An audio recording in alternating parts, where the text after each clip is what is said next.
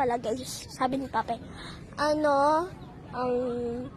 mamaya gigisingin ko yung aking pinsan tsaka ate kasi sabi nila kasi mag-beach, mag-swimming kami sa swimming pool.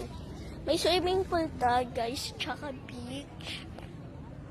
Ako unang nagising pati si Papa kasi umihi kami. Pag umihi kami hindi na kami makakatulog. Yan si Papa. Lakad muna tayo sabi.